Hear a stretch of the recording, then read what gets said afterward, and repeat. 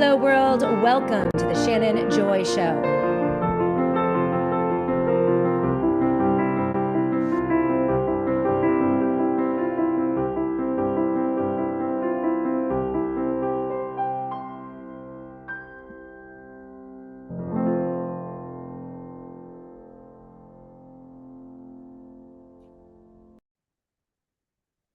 Hello, world, and welcome to the Shannon Joy Show. We're broadcasting live from the Joy Virtual Studio right here in the beautiful Finger Lakes region of New York State. It is Thursday, January 15th. Very cold, very snowy. It's a winter wonderland here in the Finger Lakes region of New York State. We got about, not much snow overnight, maybe an inch, not an inch, a foot and a half, maybe 2 feet here in Rochester, New York. And you'd think we had a massive winter snowstorm. They closed all the schools. All of my kids are at home. Devastatingly handsome Dr. Joy is at home.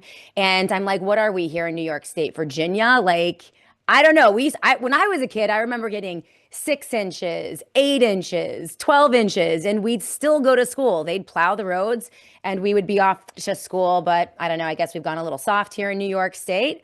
Hope you're all doing well today. We're broadcasting live on Rumble, live on Twitter, Spreely TV, Roku TV, all the platforms, Facebook, YouTube, Substack, you name it. The Shannon Joy Show is there. If you are listening to the Shannon Joy Show on your favorite podcast platform, we're on all of them.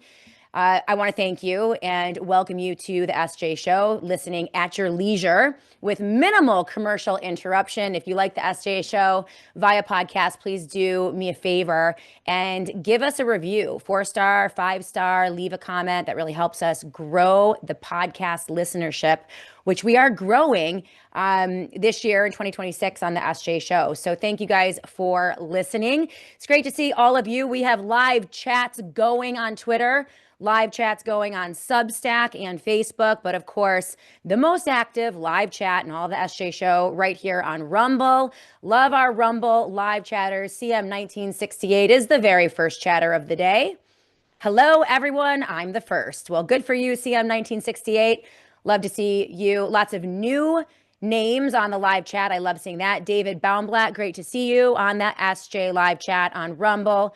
Future Ez, great to see you as well. Lou Melancom, hello, SJ fans. Great to see you. Mama C 1996 is with us. And Mark the Regan. Yes, Mark the Regan. We have the Peter Schiff on the Shannon Joy Show live today. You've seen all of the headlines. It's been relentless on social media, not really reported in mainstream media, but metals are going crazy. Gold and silver. We have seen record gains in just the past week. There's a lot of talk about what's going on with silver, what's going on with gold. There's no better person to talk about this topic with than Peter Schiff. He has been one of the most consistent truth tellers on the markets, the economy. He's a financial analyst, stockbroker, and expert in metals, gold, and silver. Also a sponsor of the Shannon Joy Show, which is super exciting in 2026. But we've been using Peter Schiff's analysis for well over 10 years. He is a truth teller, nonpartisan, not left, not right, willing to critique both a right-wing administration when it comes to the Federal Reserve and easy money, and left-wing administrations when it comes to the Federal Reserve and easy money, because, well, they all do it. And it is precisely that, the devaluation of our dollar, the churning and burning of the money printing machines in Washington, D.C. for the better part of 50 years, that has put us in the pickle and the predicament that we are in today. It's why gold and silver are soaring. Peter Schiff has been consistent with his analysis. And as you know, if you are nonpartisan consistently and an expert in your field, well, you're going to be a guest on the SJ Show. It's why we have the best guests. So Peter Schiff joins us and in just a bit, but I do want to get to some of the news of the day. We have a lot of videos today. You know, I thought as we move towards the end of the week, we would feature some videos on just how crazy everyone is. Social media, left and right, but particularly the right. I was chuckling to myself. Annie Cyrus, producer of the SJ Show, before we start the show, we go through clips, articles, links, video clips. And as I'm reading, we have 7 today. I might not get through all of them, but we'll try. As I'm reading the clips to Annie today, I had to just chuckle because they're just so insane. They're just so insane. You see the headline of today's show: Joe Rogan slams ICE. Finally, one of the biggest voices in mainstream media, most popular podcaster in America, Joe Rogan, can't ignore his lying eyes and everything that's going on in Minnesota. ICE is absolutely out of control, and it looks as if the right is losing the psyop. They have put out, so many right-wing con inc, bizarro con influencers all over social media to try and justify the obvious abuse of many American citizens in their crackdown in Minnesota on illegal immigration. The videos are horrifying. If you want to follow me on Twitter, I'm posting them on a regular basis, getting in a lot of trouble for that from right-wing news media outlets and right-wing bots and trolls and right-wing influencers because, well, they don't want to get the truth out. As a Christian, conservative, law and order kind of gal, someone who has been advocating for the deportation of illegal immigrants for the better part of a decade, I can tell you we can still advocate for that, but we don't have to do this. And the behavior of law enforcement, ICE officials in Minnesota, it's outrageous. Absolutely outrageous. And yes, I agree with you, Mark the Regan. There are many, many crisis actors involved in all of this. And that's really the gist of the videos that we're going to play for you today. We do have the video of Joe Rogan finally calling it out as it is. ICE is out of control. But we also have Candace Owens. I mean, speaking of psyops and paid influencers and feds, all of these propagandists out there who want you to think they're on your side. They want you to think they're independent. They're outside of the two-party political system, or maybe they're in it. They are getting more and more bizarre with their rhetoric as each day passes. We have Candace Owens, I kid you not, with a clip talking about how Charlie Kirk was a time traveler, okay? And likened him to Neo in the Matrix. A little bit of crazy there. We have Nick Fuentes, the Fed, he's coming under all kinds of fire. This clip is Epstein is the coolest. So Nick Fuentes loves him some Jeffrey Epstein. Not just Nick Fuentes, though. We have Steve Bannon, the guy out there right now advocating for Trump to use the Insurrection Act regarding what's going on in Minnesota. Oh, and also advocating that Trump take over elections and basically count the ballots, aka steal the 2026 election, probably because the polling is so bad. And if we had a real election, I don't think anyone would be reelecting Republicans or MAGA Republicans associated with Donald Trump. His polling is in the toilet. We also have a really bizarre video of Mar-a-Lago, apparently a charity ball, rich people in dog masks and gowns. That's interesting, reminiscent of the Rothschild balls or maybe Eyes Wide Shut. Absolutely crazy. We have a thread on ICE and Border Patrol agents, dozens and dozens of examples of ICE agents and Border Patrol agents who seem to have a real problem with child pornography, child rape, and sex trafficking. That was an interesting video that I pushed out on my Twitter feed earlier this morning. And of course, Nick Fuentes stormed the Capitol. If you have any questions about whether Nick Fuentes is a Fed, all you have to do is look back to January 6th, where Nick Fuentes was front and center on the steps of the Capitol, advocating for the crowd to storm the Capitol. We're taking it over. These guys are always at the right place at the right time. So let's start here before we get to Peter Schiff, look at some of these videos just to remind everyone how crazy the people who run things are. The headline of today's show, of course, Joe Rogan slams ICE and Trump's World War III economic posturing, the dollar collapse, the silver sturge, T-gold, and mining stocks. That's going to be the majority of the show today with Peter Schiff. We're going to start that in just about 10, 15 minutes.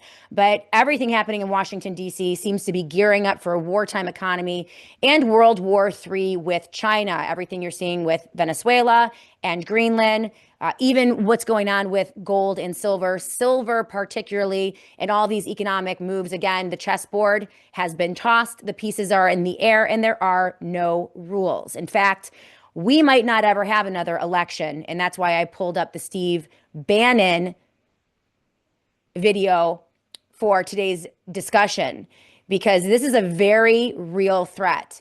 And we have major MAGA influencers, Con Inc. influencers, and Bizarro Con influencers calling for Trump to use the Insurrection Act and for the military to take over elections leading up to the 2026 election.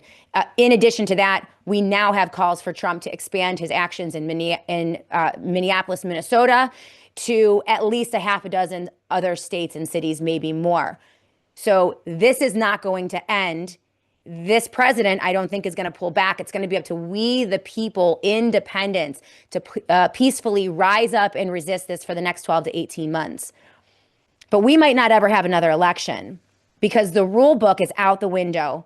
And at least for now, villains, plunderers, and pedophiles are in charge.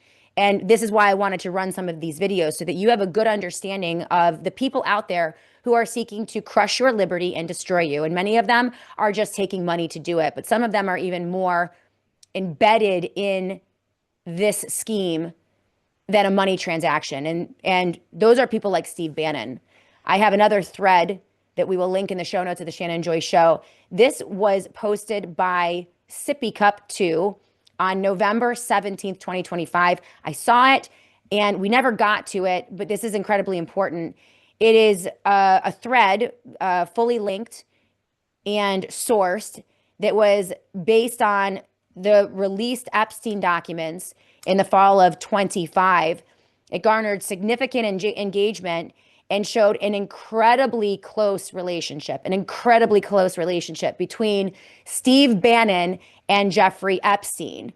Steve Bannon, now the guy advocating for Trump to absolutely crush and obliterate the Constitution and usher the U.S. into full police state despotism. And this is all with the cheering of the MAGA conservative patriots on the right. And that's why Steve Bannon, as the PSYOP, as the Fed, as the propagandist, as the purveyor of lies, that's why he's so important. Because it is the right at this point. The left, their hackles are up. They're watching everything, they're recording everything, they're learning about their rights. We might not agree with them in terms of who they vote for, but they're awake right now because they're afraid of the guy in office. We need enough people on the right to be awake, and that means shedding the cult worship of Donald Trump. And that also means understanding how people like Nick Fuentes and Steve Bannon are at the forefront of deceiving you and ushering this country into something quite dystopian. So let's go through first. Let's just take a look, Annie. Let's see how fast we can get through some of these videos. First and foremost, thank you, Joe Rogan. Finally, we need bigger voices calling out the truth of what is happening in Minnesota. Let's look at that video first. Complicated, obviously, but it's also very ugly. To watch someone shoot a U.S. citizen, especially a woman, in the face, right? Where it's like, I'm not that guy. I don't know what he thought. And again, this is a guy who had almost been run over, but it just looked horrific to me. I mean, when people say it's justifiable because the car hit him, it seemed like she was kind of turning the car away. Those same people that believe that might also believe that once someone is here, they should be able to stay in this country, and ICE is operating illegally, and we shouldn't have militarized groups of people roaming the streets, just showing up with masks on, snatching people up, some of them U.S. citizens, and shipping them to countries they didn't even come from. Allowing them to be anonymous creates a whole host of other problems where you could have people pretend to be them, and how would you know who's who and who's not? Right. They do not have jurisdiction. They cannot go onto your property. They can't ask for your papers. They can't video record your face. These ICE agents, they're acting outside of the law, particularly with U.S. citizens.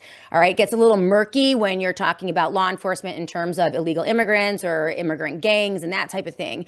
But in terms of U.S. citizens, the vast majority of the people who are being abused, harassed, and tormented by these ICE agents who have descended into the neighborhoods of Minneapolis, Minnesota, and beyond. They're acting outside of the Constitution of the United States of America, and they need to be reined in. Now, he referenced the Renee Good video there, but there have now been hundreds of videos. I mean, they're absolutely outrageous, and I'm thankful that, Joe Rogan, whether or not you think he's an honest broker, whether or not you think he is a limited hangout or not, Joe Rogan is an indication that the culture is now demanding a different version of this story from the right. They're not believing the hype. They're not believing the psyop. Now, if you want to talk a little bit about these ICE agents, one of the problems with the ICE agents that he mentioned there, they're wearing masks. They're not showing their papers. We don't know if they're justified or not. I can tell you if armed, masked thugs walked down my neighborhood streets, tried to get into my car or come into my home and ask me for my papers and challenge my children, believe you me, I would be running away as well, and I would be challenging them as well. Okay, so this is completely outside of the rule of law. It's outrageous. And we have to make sure that this is not exported to other states. But I mentioned, here's the problem with these ICE agents in Border Patrol. They have very lax standards when it comes to recruiting these guys, giving them guns, giving them training or lack thereof, and weaponizing them against the people. This was a thread that I saw on Twitter recently that was just outrageous. Take a look at the ICE and Border Patrol and some of the allegations and the charges and the convictions against these guys who are on the streets of your town or village and harassing average American citizens. Take a look.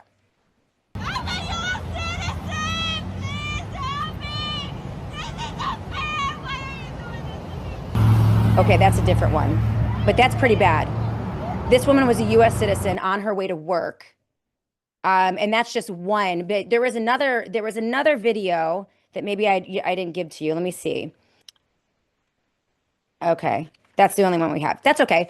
Let's go to, right now we have the right desperately trying to portray the actions of these ICE agents in Minnesota as justifiable and desperately trying to export that to other states. And they're using this under the guise of fighting against illegal immigration.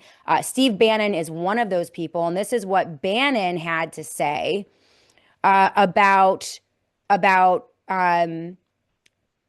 expanding these actions and then using that expansion to take over elections. This is really disturbing. Take a look. And what's driving people mad is that, and with Harmeet, I know Harmeet's in the suits, but look, just send the U.S. Marshals down and seize the ballots in Fulton County. Go kick down some doors in these state things. Say, no, we're just not going to let you. There's 24 million potential voters on these rolls that are illegitimate. How do you think they steal these elections? You're seeing the business model. This is part of the business model. Destroy it. Destroy it while we can destroy it. The hour is late and we're burning daylight. We're burning daylight. Act with urgency, and urgency is not another strongly worded letter or another lawsuit. You're the Justice Department. Send in the U.S. Marshals. Go arrest some of these folks in these blue states that have been stealing elections, or bring criminal charges. The hour is late and we are burning daylight. The hour is late. We are burning daylight. Use the Insurrection Act. Deploy the military. Arrest your political opponents. Seize the ballots and count them yourself, says Steve Bannon. How is this any better than the left, right? I mean, and what Steve Bannon is talking about there is essentially Donald Trump and the Republican Party or the Republican administration prior to the 2026 election going in and seizing the ballots, seizing the elections. This is why I said we might not have another election, right? Especially if we move into World War III. So this is all very concerning.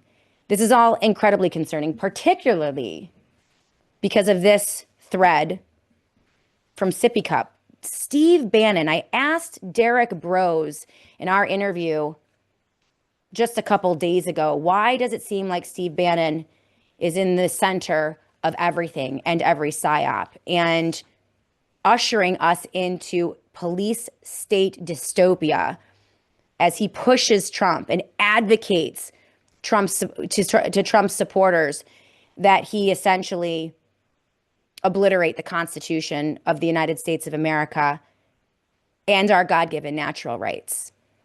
And these videos are horrifying. These videos from Minnesota are horrifying. This is infinitely worse than what we saw during the lockdowns of 2020. And at the beginning of those lockdowns, I did think about the type of scenes and scenarios that I'm seeing today that is being deployed against U.S. citizens in Minnesota under the guise of an emergency and a guise of reining in illegal immigration.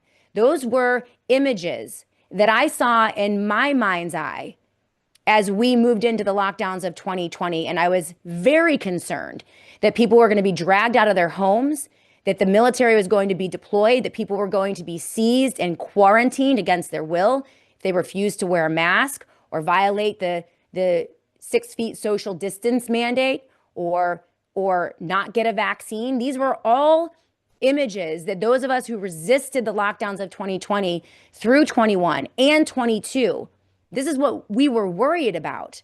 It never really happened. And this is coming from a girl who got arrested. Okay, I was arrested, stuffed and cuffed in a cop car for violating a masking protocol. So I'm not here saying that wasn't bad, but this is infinitely worse.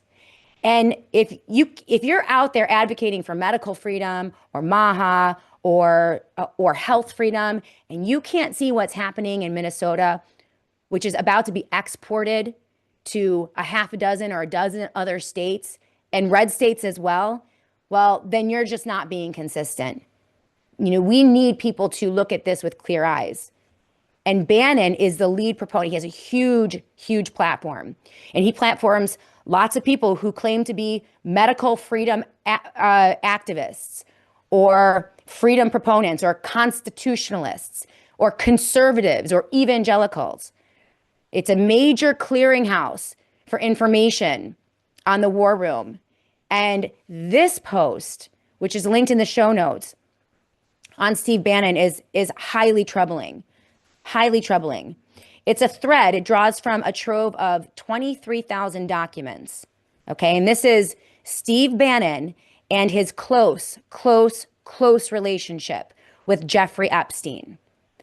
23,000 documents, emails, and texts, and this was released by the House Oversight Committee in mid-November of 2025. And this reveals Epstein's ongoing ties to influential figures, despite his 2008 conviction for soliciting prostitution from a minor. So independent reporting confirms hundreds of communications between Epstein and Bannon in 2018 and 19 after his arrest and conviction, covering topics like European politics, media strategy, flight arrangements, and a planned documentary. Here are the details of the communications between Steve Bannon, who is now leading the charge for insurrection, martial law, military lockdown, and a seizing of the 2026 election by Trump and his officials. Steve Bannon and Jeffrey Epstein reportedly spoke almost daily from early 2018 until July 6th of 2019, every single day. And that was the day of Epstein's arrest. So they were in communication daily every single day up until the day of his arrest on July 6, 2019. And that was on sex trafficking charges. Their final exchange was just hours before the arrest, and it involved Bannon inquiring about filming a documentary on Epstein's private island, Little St. James, often referred to as Pedo Island in the thread. It also talked about access to Epstein's properties. Jeffrey Epstein allegedly offered, and this is in that trove of email documents, allegedly offered Bannon the use of his infamous estates, including Little St. James, a Florida mansion, and the Zorro Ranch in New Mexico, complete with private keys and jets. He also talked about introductions and imagery building. Epstein introduced Bannon to high-powered global contacts and coached him on rehabilitating his public image after leaving the Trump administration in 2017. So Epstein was advising Bannon and moving him into a power position, introducing him to global contacts. Also, joint strategies. The two of them, Jeffrey Epstein and Steve Bannon, as late as July of 2019, plotted against figures like George Soros and discussed ways to undermine rivals. Their meetings were held in secrecy, with Epstein expressing paranoia about surveillance. Now, we don't like George Soros, but they were working together. Also, Epstein had ambitions for Bannon. Epstein purportedly aimed to position Bannon, not Donald Trump, as the central kingmaker in the MAGA movement, flipping influencers, donors, and operatives to Bannon's side. So if there is any question about whether or not Steve Bannon is a Fed, a propagandist, an influencer, working for the bad guys, working for the globalists, the NWO, the New World Organization, the WEF, the World Economic Forum, working for the people who want to implement Agenda 21 and Agenda 2030. If there's any question in your mind about that regarding Steve Bannon, I hope that this answers any of your questions. He didn't just know Jeffrey Epstein. He was intimately involved with Jeffrey Epstein and likely complicit in certain things. It's insane. Mark the Regan, Bannon was also Navy and worked for Goldman Sachs as well. Not okay. Not okay. We have a couple more videos for you. We're going to work on getting Peter Schiff into the Joy Virtual Studio. But first, we are going to go to a commercial break. I do want to direct your attention to another article from USA Today, linked in the show notes of the Shannon Joy Show today. More than 150,000 Verizon customers yesterday reported outages. That was on Wednesday, January 14th, with over 157,000 of them reporting of those reports logged on by early afternoon. So this impacted wireless voice and data services, among other things. So Verizon has confirmed the disruption and said, obviously, engineers are working on restoring service, blah, blah, blah, blah, blah. But I got a note from Jennifer over at the satellite phone store, and she sent this to me with a note. Situations like this highlight real issues, brownouts, blackouts, lack of coverage, cell communications going down.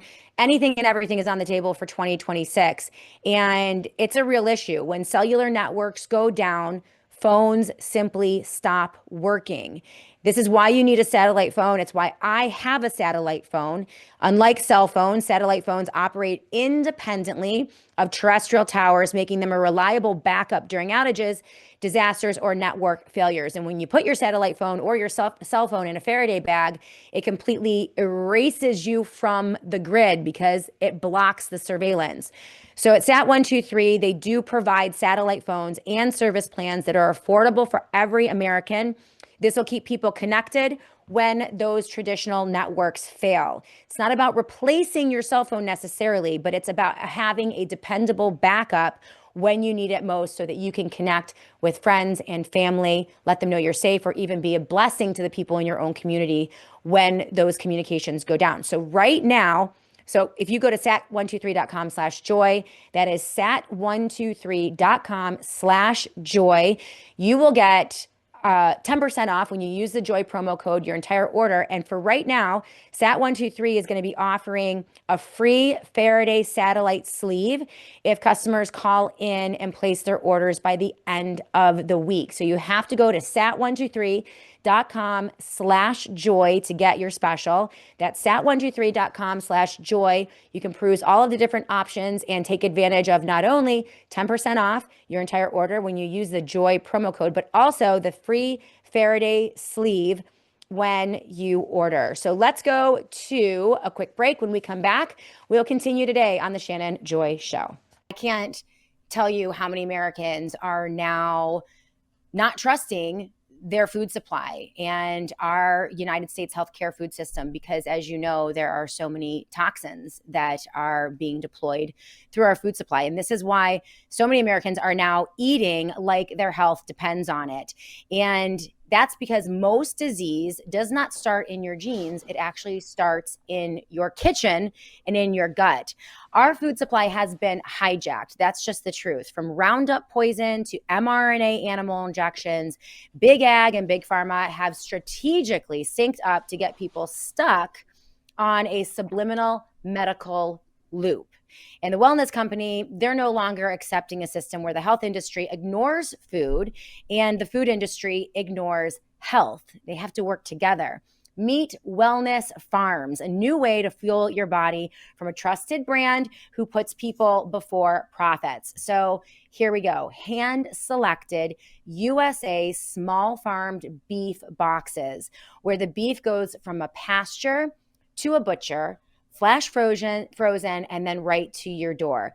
Think old school meets modernized convenience from the wellness company. It is the purest. So mRNA and vaccine-free, grass-fed, grass-finished cattle raised on regenerative American farms, which is amazing. And these are family farms.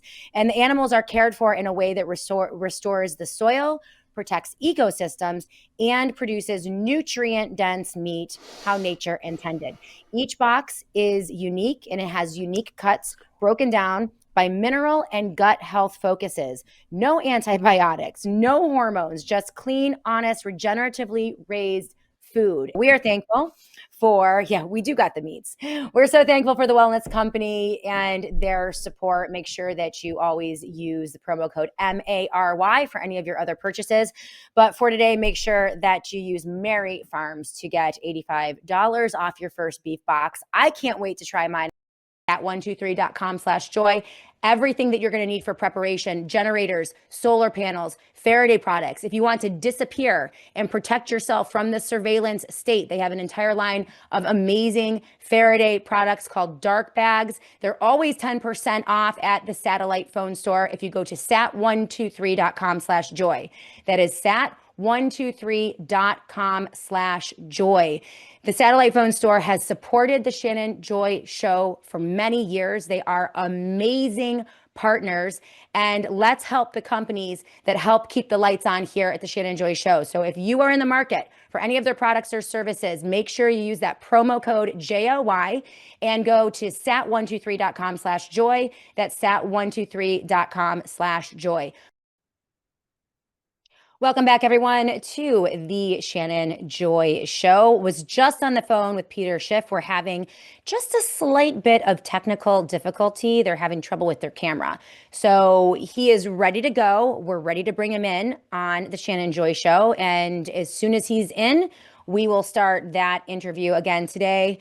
We are going to be focusing on the economy, the finances, gold and silver, Trump's World War III economic posturing, the dollar collapse, the silver surge, T-gold, and mining stocks with one of the best analysts out there, Peter Schiff. So we'll be welcoming him in just a moment. Thank you to everyone who's watching. Let's hit the comment section as we wait, and I have some other videos for you as well. Love seeing so many new names on the Rumble live chat. Great to see you, Steve Jomack. Great to see you, Opossum King, on the Rumble live chat. We also have Bill Benz joining us today, Mark the Regan, Soylent Goy, Mama C 1996, Hells Bay. Great to see you as well.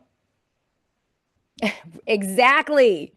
For all of the fanfare being sold to people, all of the tumult and the chaos and the crushing of our God-given natural constitutional rights, starting in Minnesota, but to be exported to other states across the country. For all of it, deportations are being offset by unlimited R1 visas.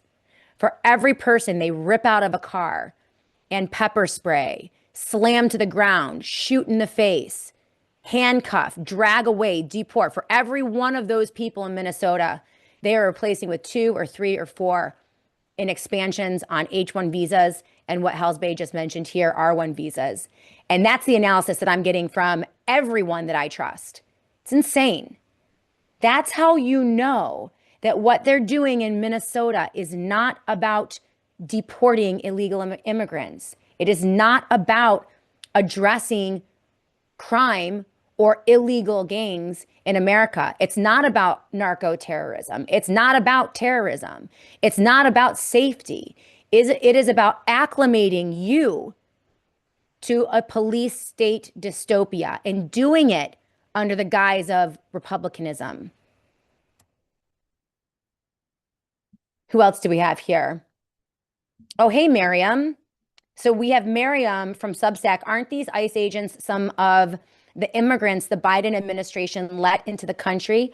Why are they masked? What are they hiding?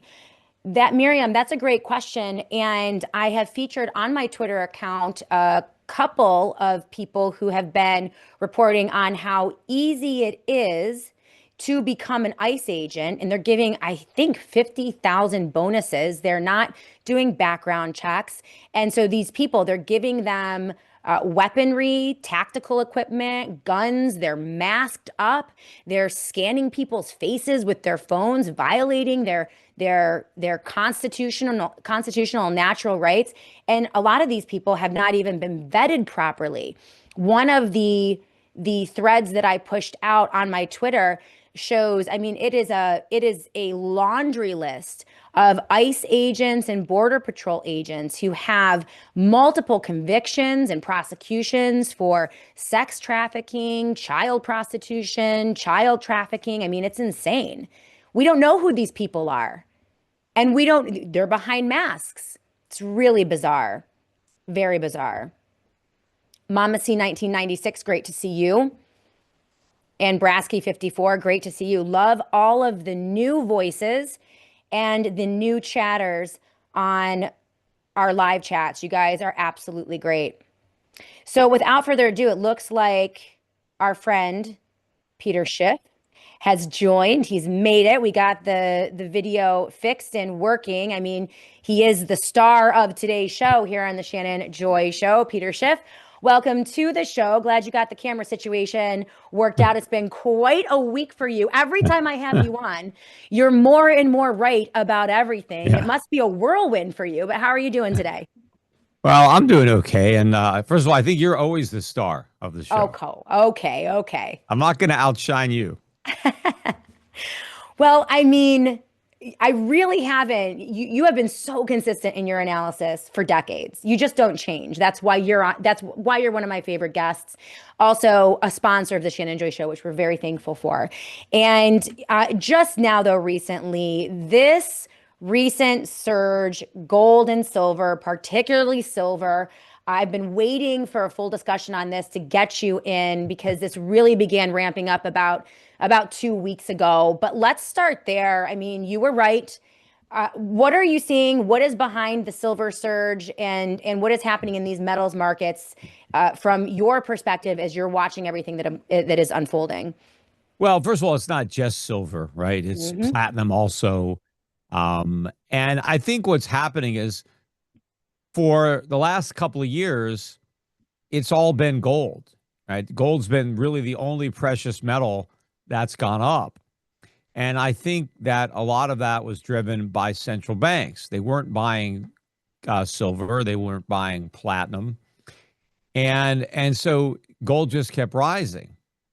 And I think what's happening now is you're just getting the other precious metals kind of making up for lost ground. Because there are historic relationships between these metals. And they're going to hold over time. Those relationships exist for a reason. But you just had a anomaly where the primary buying was central banks, and they were focusing on gold, and they didn't care that silver was cheap. They just weren't buying silver, so they just kept buying gold. But I think all of a sudden, people started to notice how cheap silver was, how cheap platinum was in relation to gold. Right. Now, they didn't have a bunch of gold to sell to buy those metals, right? They just went and bought those metals. And all of a sudden, there was a lot of demand and there wasn't a lot of supply. And I can't imagine that many investors who wanted to sell their silver. People were probably frustrated at that, that it wasn't much higher given where gold was.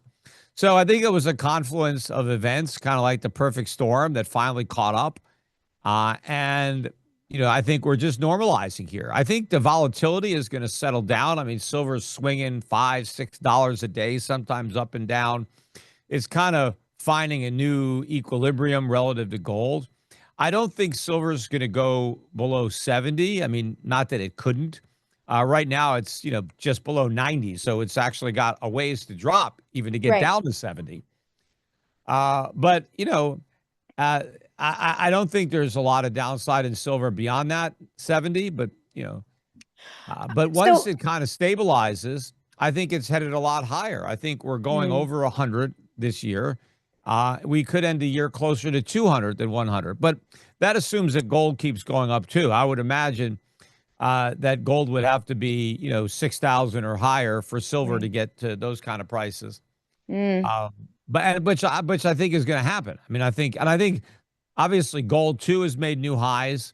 It just hasn't made as big a move recently as silver, because gold made its move before silver.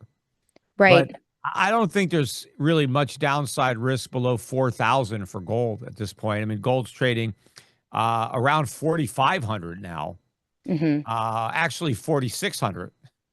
I'd be surprised if it got down below 4,300. Right. So, there's not a lot of downside risk in gold at this price, even though it's gone up. There's just so much buying that's going to continue. There's more downside risk in silver. But I think it's only in the short run. I mean, years from now, silver, I think, will be much higher than it is today. We're talking to Peter Schiff. You can find out all about Peter Schiff and get connected with his team at schiffgold.com/joy, which is my page. We have everything there.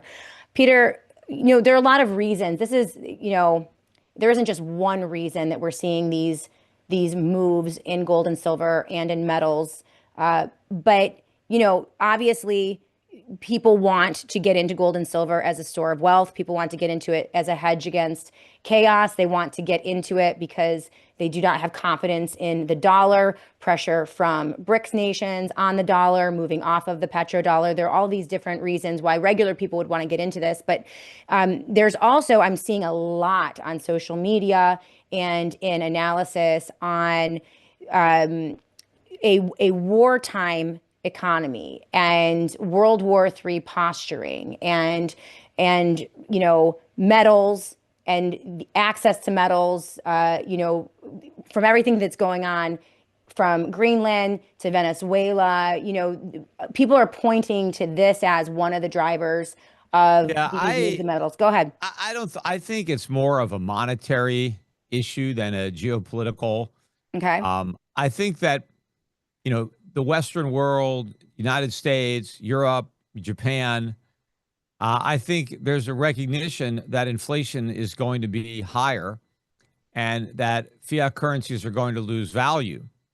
Now, at one time in the past, if the Europeans were worried about inflation, they may have bought dollars, but now they're not. They don't want to buy dollars because they're worried about the dollar too. And foreign central banks that would normally be accumulating dollars are now accumulating gold. And in fact, I think they're going to be divesting of their dollars to buy more gold. Right. And so you're really, I think, seeing the end of this monetary world order. I think we're moving away from a dollar-centric world where the U.S. dollar is the reserve currency and Americans live beyond their means, where we have $1 trillion a year trade deficits that are paid for, by foreigners and financed by foreigners. So I think this is coming to an end. And this has profound implications, not just for investors, but for ordinary Americans and their standard of living. When you mentioned Greenland, I think the significance of Greenland And also, Venezuela. Trump is making it clear that we're going into Venezuela because we want their oil. Mm-hmm. And we're threatening to go into Greenland because we want their strategic location, we want their resources, and we want to claim them for the United States. There's Mm-hmm. no imminent threat. I mean, Greenland is not going to invade us or anything like that. Well, Trump, he's saying that China wants Greenland. In well, Russia, not they China. want Greenland. Yeah. Well, I So don't think China has actually done anything to threaten Greenland. He's that's what they upset that say. there are some Chinese ships, in the area. I mean, so Yeah. what? I mean, Chinese ships are everywhere. They build Right. lots of ships. They trade with everybody. China Okay. has a record trade surplus.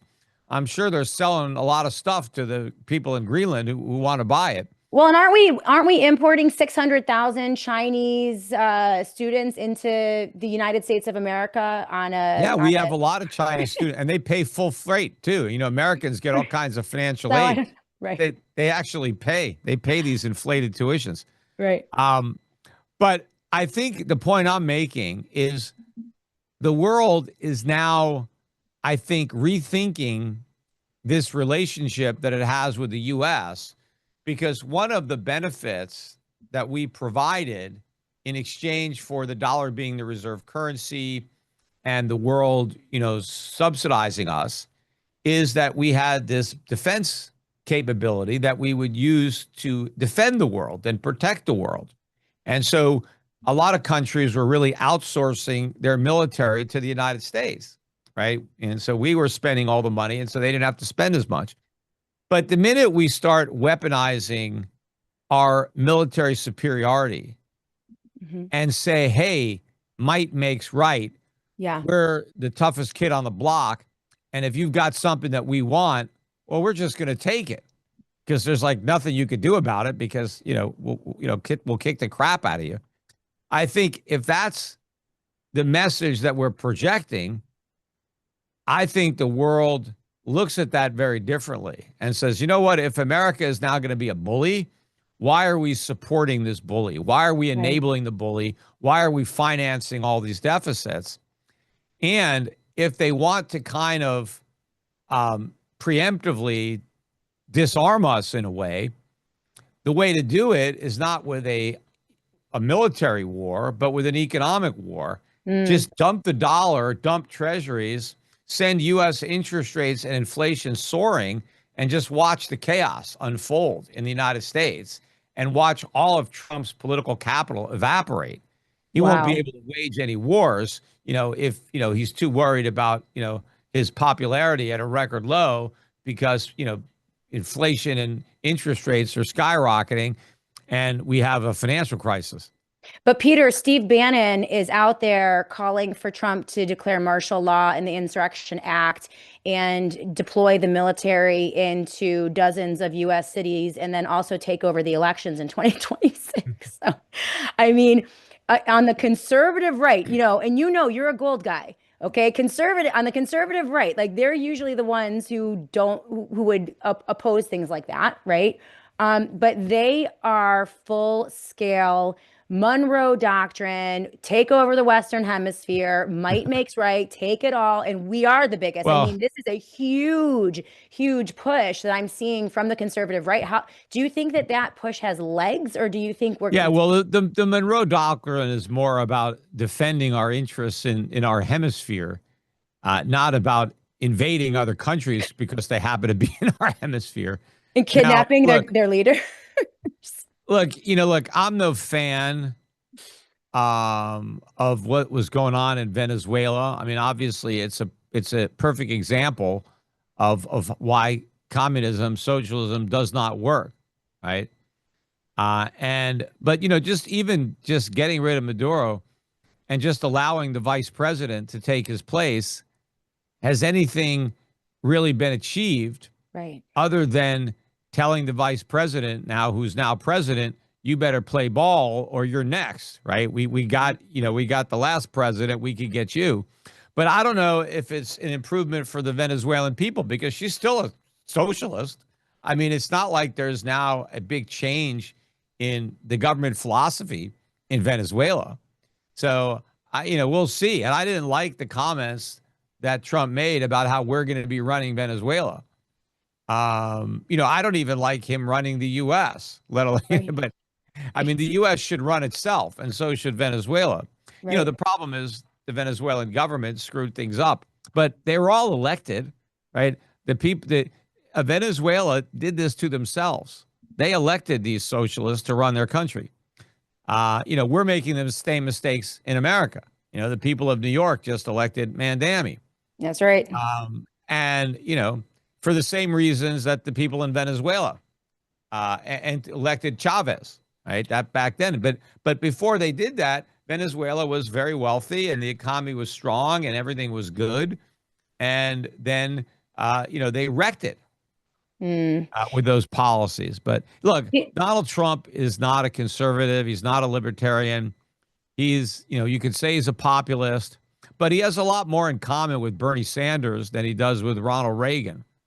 I'll tell you what, from the looks of what we're seeing in Minnesota, he looks like a fascist to me. I mean, you don't have to say that word, but I will. I mean, I've never Well, I seen don't this like to much- say it because it's so misused. I Right. mean, because most people today, most Democrats certainly are fascists. They just Absolutely. don't understand what the term means. Right. Because fascism is a form of socialism, just like communism. It's just a little bit different, but it's Yeah. a statist ideology. But the Germans, Nazis, they were the National Socialist Party, National Socialist Workers' Party of Germany. Right. So fascism was National Socialism. Well, And, so that it's a socialist. People think, well, the fascists and the communists, they fight each other, so they must be opposites. No, they don't fight because they're opposites. They fight because they're very similar. They're like rival gangs fighting over the same turf, right? So that's why there's this hostility between the two. It's not that they're the extreme opposite of each other. It's not like, communism is way over here, fascism is way over here, and where we are is somewhere in the middle. No, okay, communism is over here, fascism is over here. I want to be way over here, That's far right. away from both of them. Exactly. Free markets, laissez-faire, uber liberty. Well, no, I use the word fascist though, because I mean, and I agree with you. I've talked with my audience about this often, all of the isms. Pick any ism you want: communism, fascism, socialism, totalitarianism. They're all really the same thing.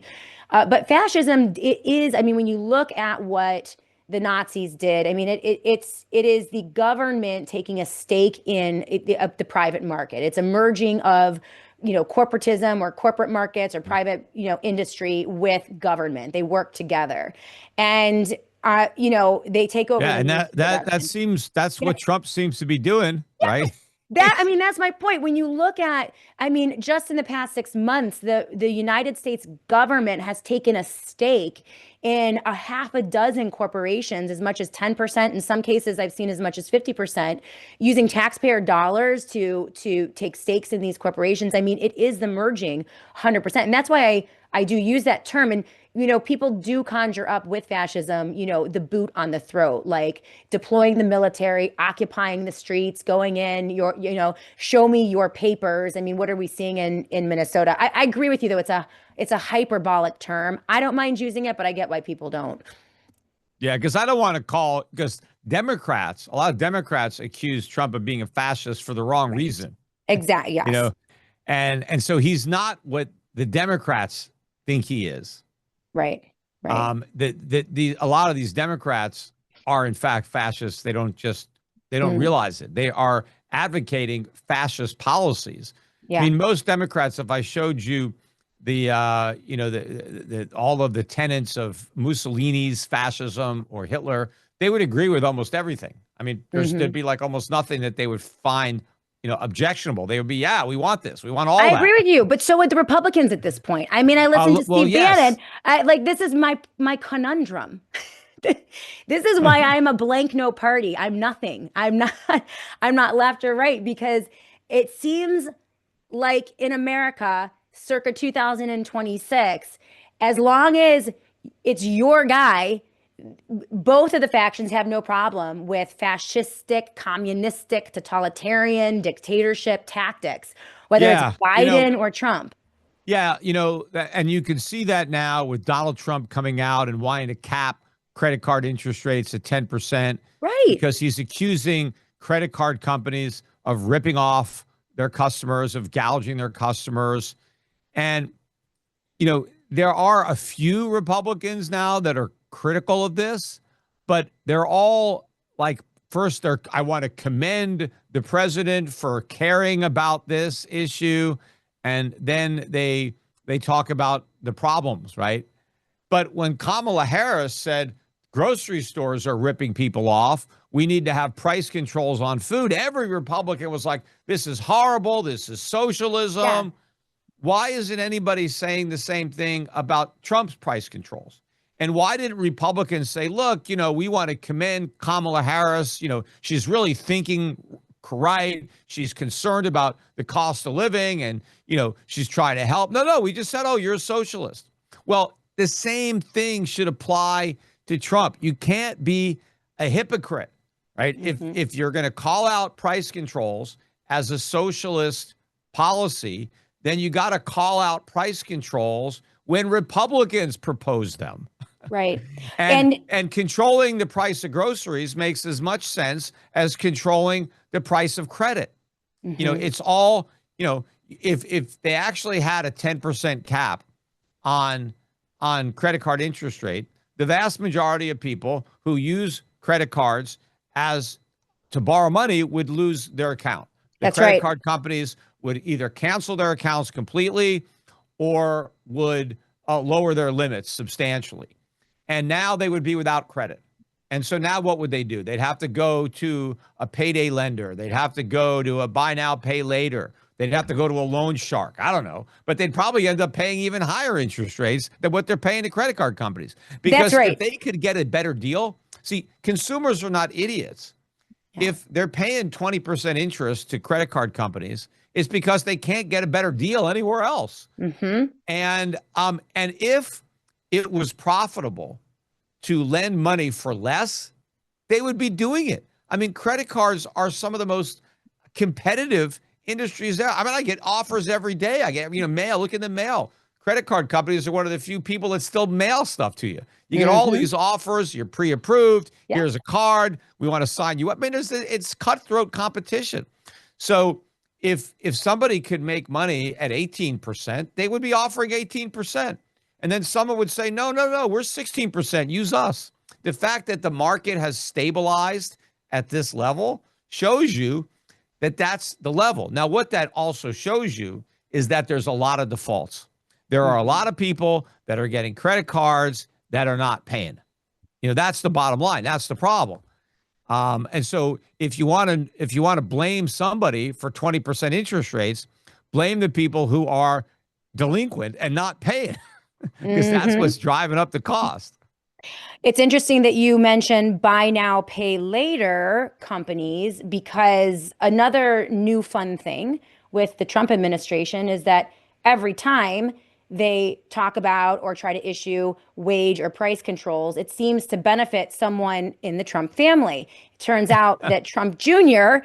has a large stake in a major buy now, pay later company. I don't have the name of it here, but our good friend JG Nuke, that is Jack Gamble. I hadn't thought of that, but yeah, if they leave those buy now, pay later companies alone and they cap what the credit card companies can charge, they're basically going to open up a much wider market for those buy now, pay later companies to eat into the market share that the credit card companies are now legally barred from competing in. But it wouldn't surprise me if that was their motivation, because to me, I mean, Trump can't be that dumb. His advisors can't be that dumb and not understand it. So either it's just, look, he knows it's a bad idea, but he thinks, the public will be in favor of it.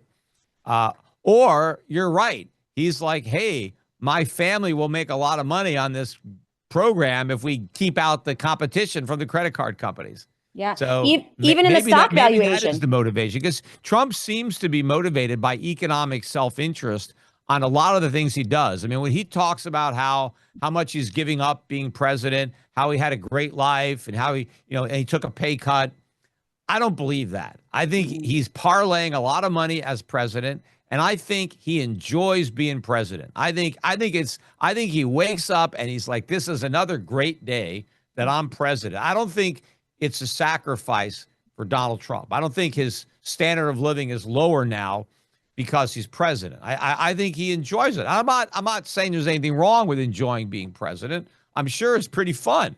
I'm sure, and it's something that usually money can't buy. I mean, yeah, I mean, you can try to buy the election, but, you get a lot of prestige. You walk into the room and they just play Hail to the Chief, right? I mean, it's the closest thing to being a king, right? And although I would never want to be president ever in a million gazillion years. You wouldn't take the job? Never, never, never. You'd be the first female president. Yeah, not happening. I support it. Yeah, I think you have to sell your soul to the devil in order to become the president in the United States of America. I don't think I'm willing to do that. Have you ever seen this level of grift from another administration? No. I've never seen anything like this, like in your face open. No, and that's another part of the hypocrisy, because there was grift in the Biden administration and it was terrible. Yeah. And the Republicans were critical of it, and rightly so. But now that there's grift in the Republican, Trump administration, the Republicans don't say anything about it. And now the Democrats are criticizing it, which, of course, it's correct, but they're hypocrites too, because they weren't criticizing Biden. So nobody cares. It's like, as long as it's the person on your team, your party, they can steal all the money they want and you're fine with it. So this shows that they don't really care about grift, about, corruption. They just care if the other team is corrupt. Right. Right. It's not, and the reason that the Democrats want power is so they can get as much graft for themselves. And that's the same reason the Republicans want power. They're just fighting over who gets to screw us over.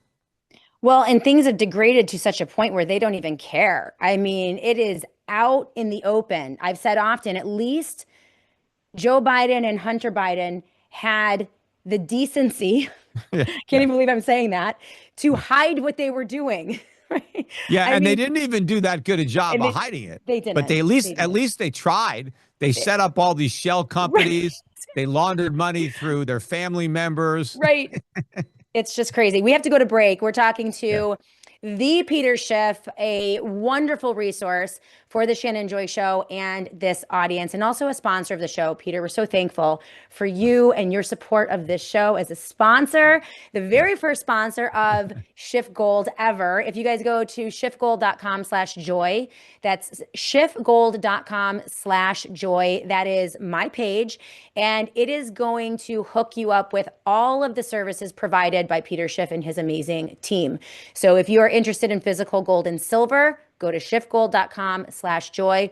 If you're interested in investing, protecting your Roth IRA, or your 401k, your retirement with physical gold and silver, they have those options as well. And if you would like to talk to Peter or his team in terms of your investments in general, you can hook into that team from that website as well. In fact, I have from LB Deb on the live chat. We're going to go to break in just a minute, but I want to read this for you, Peter. Okay, write this down, Peter, okay, because you're a tough boss. Peter, I put a substantial amount of my IRA in EPGIX. I had to do it in Schwab account, but Shannon deserves the credit. I hope you continue to support her for a long time. She is off it. Okay, so you got to write that down. You got to put that in the tally box for the SJ audience. No, this audience, they love the guests that we have. You've been beloved, by this audience for so many years. You've been a great resource, and I could not pick a better partner. So thanks, Peter. We're going to go to break in a minute. But when we come back, I do want to talk about Trump going after the Federal Reserve Chair, Jerome Powell, as they fight over how much money to print. They both want to print. It's just a matter of a little or a lot. And also a SCOTUS ruling. I'm not sure if they've made that ruling yet on tariffs. Trump issuing in all caps tweet on Twitter and Truth Social about how it's going to be an absolute disaster if the SCOTUS rules against his tariff actions and makes the United States government pay back all of that tariff revenue, thus admitting that tariffs are taxes and are not paid for by governments, but by the people through inflation. But we can talk about that when we come back, among other things, with the Peter Schiff. We'll be back in a moment here on the Shannon Joy Show. Just want to tell you a little bit about my financial advisor. He's been with me for over 15 years, Don Polano of PCM and Associates. As you all know, my philosophy on investing is all of the above. So I'm hugely bullish on gold and silver, physical gold and silver, and also the gold and silver IRA. I also love real estate, which I can't get into right now because it's too overpriced. So that's kind of a bummer. But I also have money in the stock market, the good old traditional stock market. Now, right now, I am not in tech stocks at all whatsoever. I have very, very boring stocks and some international. And this is what I love about Don Polano, is that he knows, he respects my belief system. He shares my belief system. And for what I do have in the stock market, in those investments for my retirement, he takes great care of me. He helps people all over the country and the world. And he is taking on clients, opening it up to all of you. So if you go to 1-800, if you call 1-800-536-1368, that is 1-800-536-1368. You can talk to Dom and get started. If you are unsure of the politics of your financial advisor, or if you're a little jittery about the stock market right now and you want to move some things around, he is your guy. You can also go to pcmpolano.com to learn more about him. That is pcmpolano.com. It is wonderful to have a financial analyst and advisor who shares my values, and that's Don Polano. I am so proud to be working with Peter Schiff and Schiff Gold in 2026. There is no one that I would trust more to send this audience to in terms of a metals strategy, whether it's your gold and silver physically that you purchase and keep in your home or in a safety deposit box, gold and silver in an IRA, which you can do through Schiff Gold, or even investing in gold mining stocks, which Peter Schiff and his team can also help you with. It is time to get that metals strategy in place. Right now, silver and gold are soaring. Silver is approaching $85 an ounce, while gold is up over $45 an ounce. And people don't see this stopping anytime soon. I know it seems expensive to you, but I don't know that there is a cap to this in the near future. So you can get started now. I want to encourage you guys right now to go to schiffgold.com/joy. That is schiffgold.com/joy. Everything that you need, Peter's analysis, market reports, research reports. You can get plugged into his investment services, physical gold and silver, which we're going to be talking about this month, and also protecting your retirement with a gold or silver IRA. It's all right there at your fingertips on my page, schiffgold.com/joy. Welcome back, everyone, to the Shannon Joy Show. Today, we are joined by the Peter Schiff. He'll be joining us every month here on the SJ Show to discuss all of the tumult and the chaos in the economy today, making it very difficult for average Americans, small businesses, and individuals to survive and pursue the American dream and build wealth for their family. And that's the real tragedy, Peter, of everything that is happening today. And, there's a headline from Zero Hedge. Actually, I think that you pushed it out earlier this week, and I grabbed it. 92% of employed Americans have cut back on spending as the standard of living in the U.S. crumbles. Yeah, I saw that article. Yeah. I mean, devastating. Absolutely devastating. In every way imaginable. We're getting crushed, we're getting squeezed. And they're not cutting back on their spending and increasing their savings. Their savings are being depleted at the same time. They're cutting back on their spending because they don't have the money to spend. Right. And everything they do buy is just more expensive. So they're still spending. They're just not getting as much because what they do buy costs more. And that means they don't have money left over for other things that they're having to cut out. Right. And a lot of this, obviously, we've discussed how the money printers and, contributes to inflation, the devaluation of the dollar. This has been happening for well over 50 years and it's coming kind of to a head here in 2026. But it also has to do with tariff actions by this president. I've been saying very clearly for the past 10 years, tariffs are taxes. This used to be something that conservatives understood. Apparently they don't, because Trump has embarked on these tariff actions since the beginning of his presidency, even in his first term. But now there is a challenge in the Supreme Court. Peter, what do you make what do you make of this case? Where do you think it's going to go? Trump seems to be pretty concerned about an outcome that's not favorable. I mean, it's not even a close call. I mean, it's completely unconstitutional. So we'll see what the Supreme Court rules. But I guarantee you, if Kamala Harris or Joe Biden, when he was president, had imposed these tariffs, every single Republican, to a man and woman, would be opposed to them. Right. So it's just a case of feeling that you have to support anything that the president proposes, no matter how ridiculous it is, no matter how illegal it is. And that's because these Republicans have no political backbone. They're afraid to cross Trump because Trump is still popular within the Republican Party, and they don't want to lose that support because they're worried that, maybe they won't get reelected. Maybe there'll be a primary and they'll lose their seat to a pro-Trump candidate, somebody who's got the president's back and his support. So everybody is just basically agreeing with whatever this guy wants to do. But yeah, the tariffs are taxes, and Americans have been paying those taxes. Now, in some cases, it's been American importers that haven't passed it all on yet, but still, that's an American who's paying it.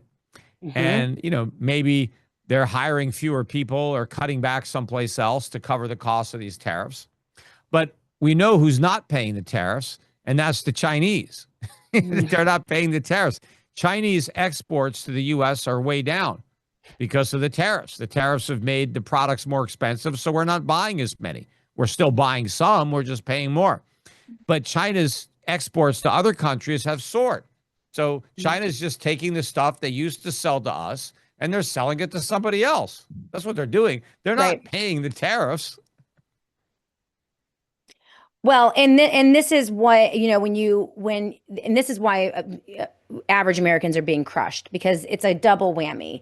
Not only are we paying taxes, we're also paying the hidden tax of massive inflation, and then the third tax of tariff inflation, right? So it's just one body blow after another from this administration on the American people and small businesses. It's crushing small to medium-sized businesses, which used to be the engine of growth and innovation in the U.S.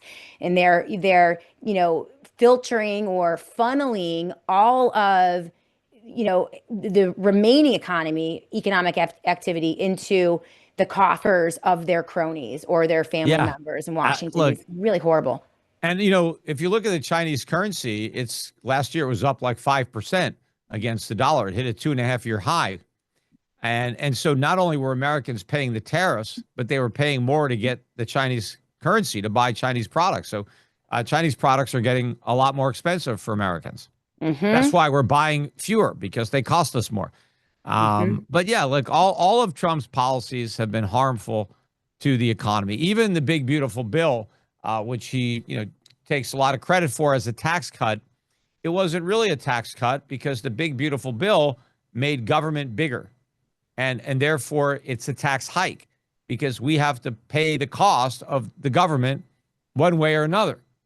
And one of the ways we're paying for the increase in government spending that was part of the big, beautiful bill is through higher inflation. We're having to run bigger deficits and print more money. And as a result, the prices of everything are going up. That's right. What do you make of Trump's action over the weekend, subpoenaing Jerome Powell, threatening Yeah. to I guess arrest him, put him in jail if he doesn't, Yeah. cut interest rates enough? What do you make of that? Look, that was a self-inflicted wound that he should have avoided because, again, the world is already worried about the dollar, worried about the Fed independence. And then you do something like that, that basically reinforces all of the world's concerns and fears and accelerates their decision to move away from dollars. And it's no accident that the weekend that happened, that Sunday night and Monday is when you had gold have its biggest one-day price increase in history. I saw it up like $125, and silver was up like $5 or $6. Right. Those two are related. That investigation, and of course, Powell recorded that video in which he said, "Look, this is all political. This is not about the overruns or the cost of the remodel. It's about trying to intimidate and influence and control monetary policy, trying to get interest rates to be set by the president and not really by the Fed and its independent judgment." Now, I'm not a big fan of the Fed, and their judgment has been awful. Right. So, I hate to be, defending the Fed and defending Powell, but in this fight, I would defend him. He's right, and the president is wrong. Wow. And even though I think the Fed is doing a lousy job, they're going to do a lousy job. In fact, they're going to do an even worse job after Powell appoints a new guy. It's not like they're going to be doing a great job. And people want to say Powell is such a bad Fed chairman. Yeah, well, so was Bernanke, so was Yellen, so was Greenspan. They're all doing a lousy job. That's why gold is at $4,600 an ounce. Right. That's right. why silver. If they were doing a good job, prices wouldn't be anywhere near this high. And prices are going to keep going up because they're going to do a lousy job. And people should run now from the dollar, right? You should go to Shift Gold and buy gold and buy silver while you can. I mean, I know that sometime soon we're going to be running out of inventory because there's been a big increase in demand and there's going to be a backlog. There's only so much, refined silver that's been minted into, bars and coins. And if all of a sudden, the demand picks up, they're run out.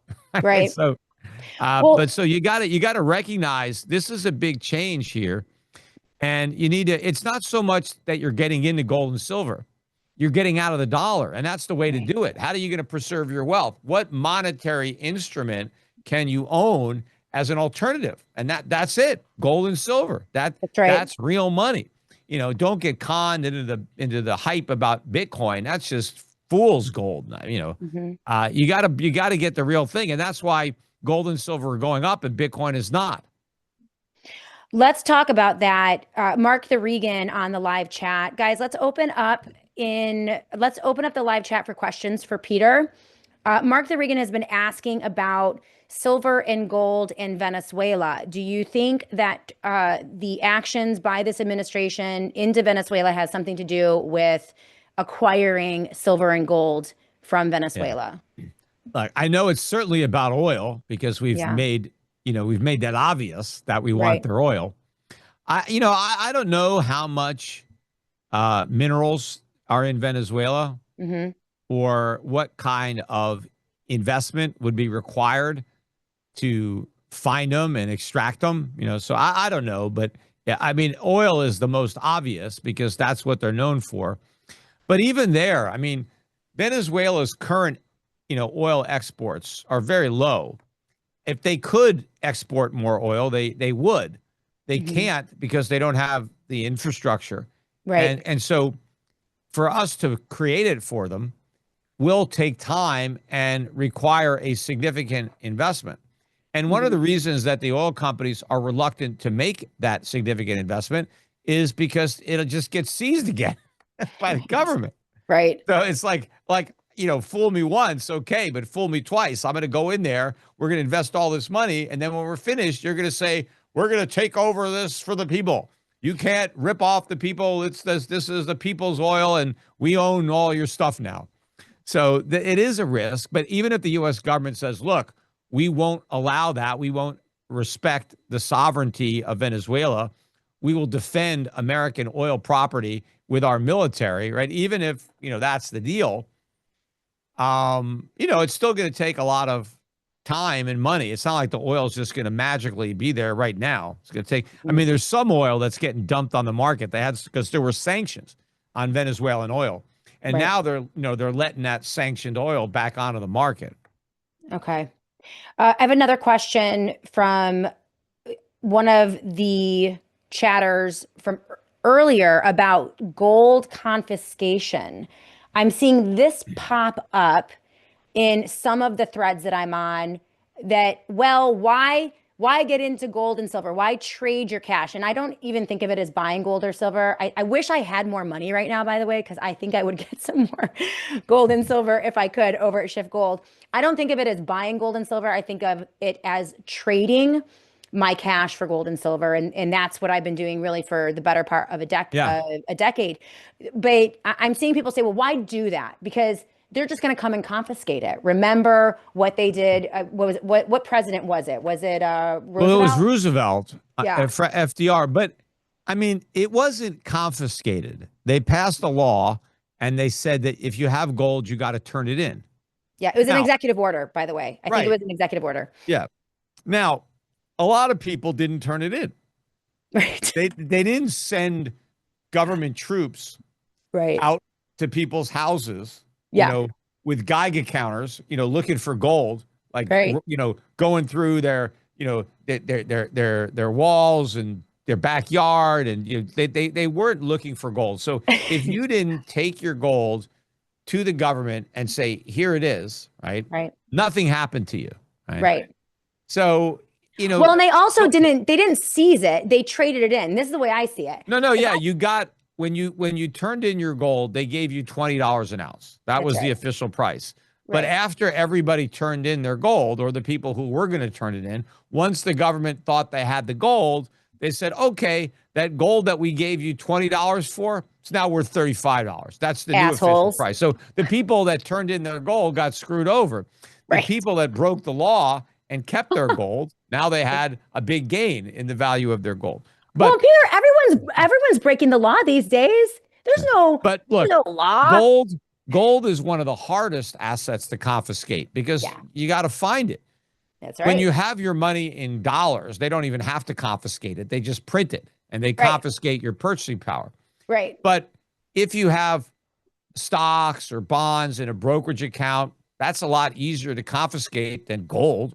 Yes. If you have real estate, they could seize their real estate easier than they can steal your gold. So gold, if you're worried about the government confiscating things, one of the best things to have is gold and silver, because they're not going to get it. They're not going to find it. They're not going to know you have it. Right. So yeah, but I don't know that their government is going to outlaw gold ownership again. I think we're a long way from that. Right. But if they outlaw gold ownership, they're probably going to outlaw owning a lot of other things.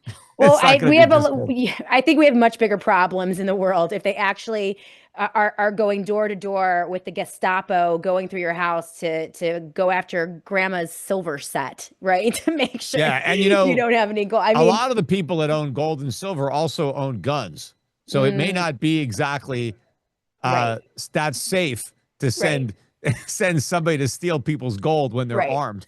Well, and as powerful as we think that the government is, and as powerful as we think the military is, it is quite an endeavor to send them into every home across the United States of America, 360 million citizens, and gather. It's just and then the army has to be willing to do it. You could have. If that they could desert, they could say, no, I'm not going to do that. Right. Screw this. Right. I'm not going to follow orders if the orders are unconstitutional. I'm not going to just go and so, and of course, if we're having economic chaos to the extent that they're trying to confiscate gold, how are you even going to pay the soldiers? The soldiers probably won't even show up at work. They're Right. gonna Right. know. That's a great point. Well, and let's even take it a bit further. Say they do succeed in confiscating your gold. Well, they have to give you in exchange for that gold some type of fiat currency. Maybe it's a Bitcoin, maybe Well, it's they're not going a to give you Bitcoin. The government doesn't. But they'll yeah, give you if they something. take your gold, they'd have to pay you for it. I Right. guess. But you'd still be better But off. I mean, if you buy gold today, you're going to get more yes, than the other guy. I mean, if this happens a year from now or 2 years from now or 10 years from now, you're still going to be better off than your neighbor if you have yeah, and believe gold. me, if the government is confiscating gold, it's because the price went way up. Exactly. It's not because Exactly. it's gone down that they want to take it. Yes. It's Yeah. because it's so valuable that they need it. Right. They Right. say it's a national emergency. Gold is at 20,000 an ounce, but we need all your gold. And as a Right. patriotic American, you need to give us your gold, and we'll give you the 20,000 an ounce, for your gold. Not happening. Not from my cold dead hands, Peter Schiff. I'm not, I'm mad as hell and I'm not going to take it anymore. These people are insane. People who run things are insane. What about mining stocks? One of the things I love about my site, shiftgold.com/joy, by the way, if you want to learn more about all of these things, this is your clearinghouse. This is where you can get Peter's reports. You can get, there's a report on the myth of gold confiscation, which I thought was really interesting. All you have to do is go in, put your info in, sign up, and they'll send you all the stuff. There's also an 800 number or like a toll-free number you can call if you want to talk to someone over at Shift Gold. You'll just get completely plugged into everything that they're doing over at shiftgold.com/joy. And it's very important that you use my site. That way Peter knows that we sent you. Tell me about mining stocks, because this is one of those indications that even though we're seeing these outrageous jumps in the value of gold and silver and metals, it really still has not penetrated the culture at large. Like we haven't Yeah. seen people really going after it, and we see that in mining. Go ahead. Yeah, mining stocks, I think today are an incredible investment opportunity, even though the price is 2 or 3 times the price last year, and in some cases 4 or 5 times the price, right? Depending on the stock. But Right. in general, gold stocks have about tripled, right?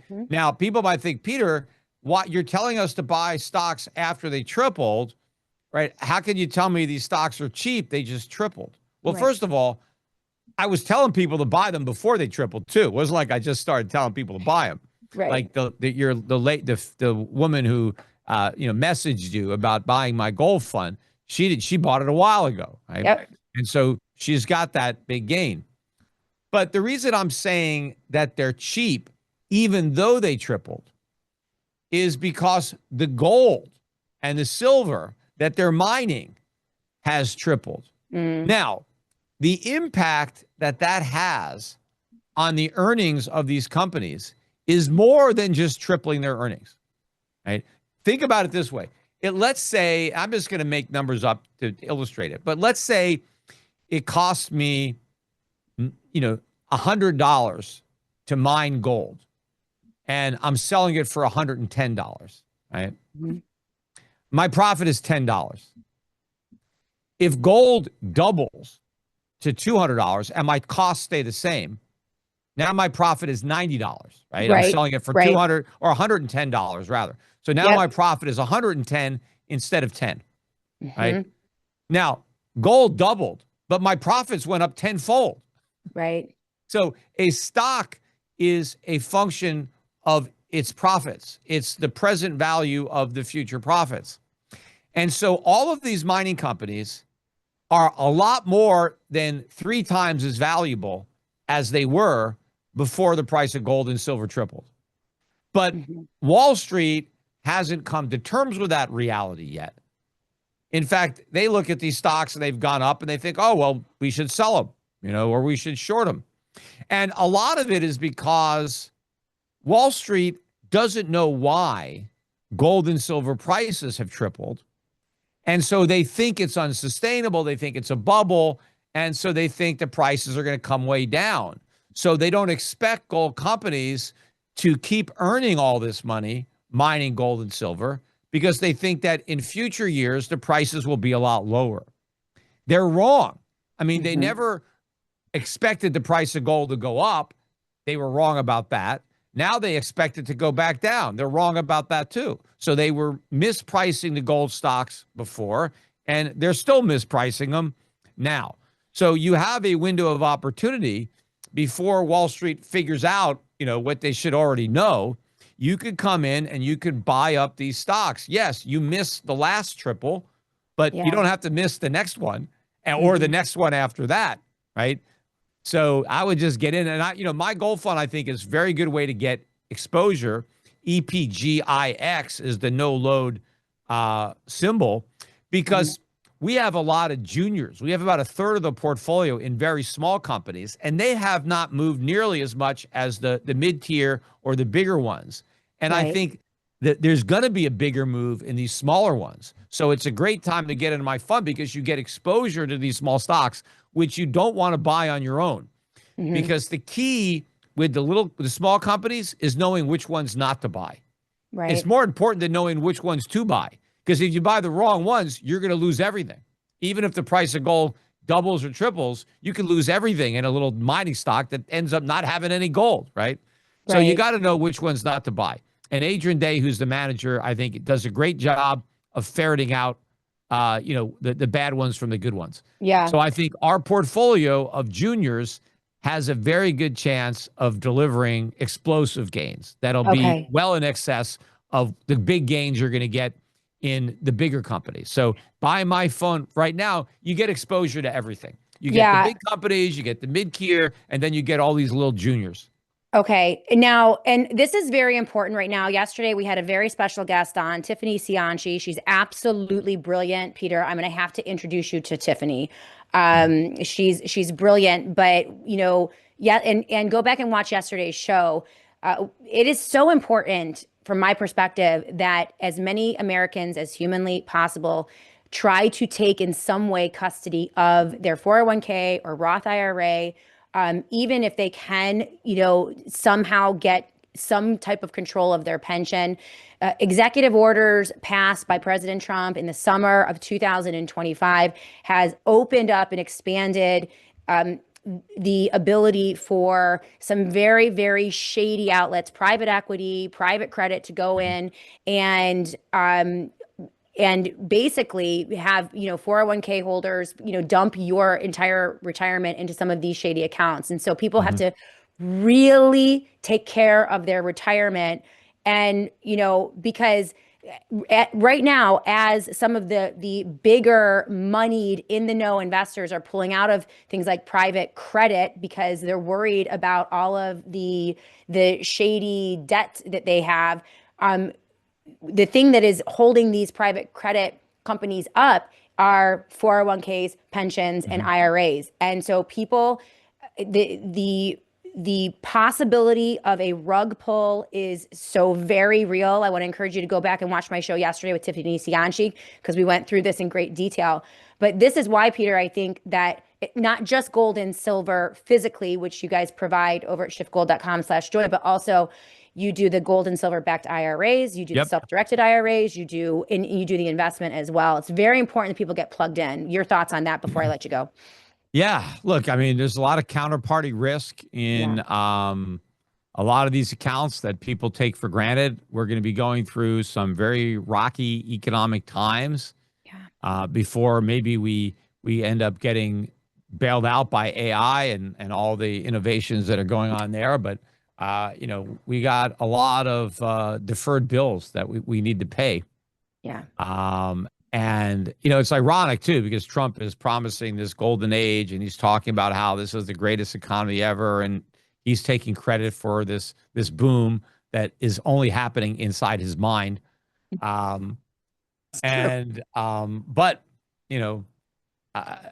when this thing comes collapsing down, there's a lot of problems, including the fact that the Republican brand and everything associated with it is going to take the fall, and it's going to really embolden the socialists, the far radical left wing of the Democratic Party, to advance that socialism, because they're going to blame it all on capitalism. Yes, they will.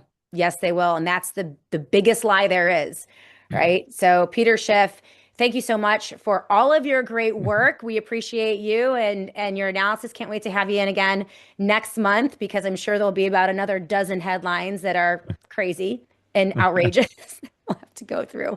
Yeah, and But people can get information too on all of my funds at my website at europac.com, or maybe it's on your page as well. it is. And the track record now over the last 1 year, 3 year, 5 years, and 10 years for my international value fund, my international dividend payer fund, and my international bond fund are phenomenal. Yeah. The numbers are just incredible. You can look at Morningstar or Lipper, but we're right at the very top of the performance over all of those time frames on those particular funds. My emerging market fund hasn't done as well because we're underweight tech, but that's all going to change when this AI bubble pops. I think my emerging market fund is going to do well. And the same thing with my gold fund. My gold fund is underperformed because of the juniors, the large overweight in juniors. But I think that position is going to work to our advantage in the years ahead, which is why it's a great time to buy it now. Yeah. And to your point, LB Deb says she's 14% up already in EPGIX, which is awesome. So there we go. She's very happy, Peter. Very happy. Very happy customer right there. Thank you so much. Thank you so much, my friend. You have a great day, and we look forward to hearing from you again. Okay. Take care. Okay. All right, everyone. That was the Peter Schiff. Make sure you get plugged in. Schiffgold.com/joy. Schiffgold.com/joy, so that they know we sent you. I'm really thrilled with this partnership in 2026 with Peter. As I mentioned to all of you, when I had the opportunity to decide for myself which gold company or which investment company I kind of wanted to align with, back in the fall of 2025, I really took a look out there on the landscape, and I thought to myself, if I could pick the best partner, if I just had my choice, and this was a super luxurious choice, I could just pick whoever I wanted to align with and to work with in terms of a sponsor for 2026, it would have been Peter Schiff. And so I just decided to call him up and ask him. And I'm really thrilled that we were able to come together in this partnership for 2026. I feel so confident sending all of you to Peter and his team as you begin to batten down the hatches in terms of what is coming economically and what will impact your finances. Gold is going to play a critical role in all of that, but other things will as well. And that's why I love everything that they're doing over at schiffgold.com/joy. It is physical gold and silver, super easy at your fingertips with some of the lowest spot prices out there. They also have, of course, the opportunity for you to shift a portion of your IRA, 401k, or your retirement into a gold or silver backed self-directed IRA. And of course, you also get the investment advice as well. So as you guys know, we always let you know who our sponsors are so that you can make those decisions without, having to worry about, whether or not it's an advertiser. And that's something that we've committed to this audience since I started the show. So really thrilled with that relationship with the folks over at Schiff Gold. All right, guys, that is the conclusion of today's show. We are going to do a little self-produced show tomorrow. So it's you and me, the Hey Fam Town Hall. We might do a movie showing or a documentary showing tomorrow. I was thinking of Eyes Wide Shut, given the video that came out of Mar-a-Lago yesterday of the charity ball featuring dog masked guests in Victorian gowns with the "Let Them Eat Cake" theme. It's outrageous. These people are nutty. And it is just sending all kinds of Eyes Wide Shut vibes. That might be a fun movie for showing tomorrow. But in any case, we're going to come together, self-produced, no Annie, just you and me. And no guests, no show prep. It's freestyle tomorrow because it's Friday. So make sure you join me here at around 12 p.m. Eastern time in the Joy Virtual Studio, or I might be broadcasting from my home as well. You guys are amazing. Appreciate all of you. And we'll be back tomorrow to do it all again right here on the Shannon Joy Show.